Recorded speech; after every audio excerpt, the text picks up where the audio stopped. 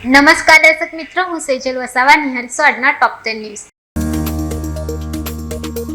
રાજકોટમાં વૃદ્ધને બંધક બનાવી કરોડોની લૂંટ. 2.47 કરોડ રોકડા 5 થી 7 તોલા સોનું બુક્કાની ધારે શખ્સ ફરાર.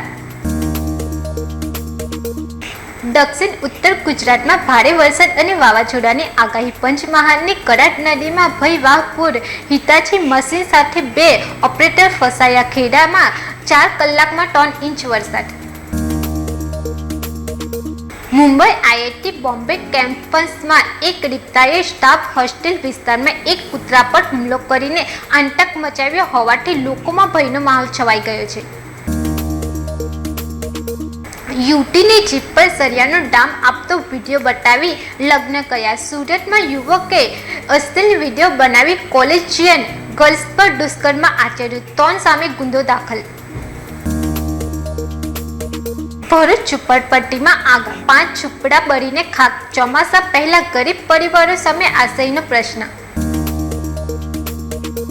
ભીખ શબ્દ પર ભડક્યા મેલોની. ટ્રમ્પને ગણાવ્યા ફેંકવું. ફોટો પડાવવાના વિવાદમાં ઇટાલીના વિદેશ મંત્રીએ યુએસનો પ્રવાસ રદ કરતા રાજકારણ ગરમાયું. ખાનગી લેબના મેનેજરે ઓફિસમાં યુવતીની છેડતી કરી. વેક્સિન રૂમમાં એકલતાનો લાભ લઈ આરોગ્ય સ્પર્શ કર્યો. ગભરાયેલી યુવતીએ મેનેજરને ધક્કો મારી રૂમની બહાર નીકળી ગઈ. ટ્રક ચાલકનું પુષ્પા દિમાગ. આરટીઓથી બચવા પથ્થરો ઢોળ્યા. પોલીસે વિન્યા. ગ્રેટર નોઈડાનો વિડીયો વાયરલ. લખનૌના કિસાનપથ પર એક ઝડપી ટેન્કર રસ્તો ક્રોસ કરી રહેલા ટ્રેક્ટર સાથે અથડાયું. આ અકસ્માતમાં 2 લોકોના મોત થયા.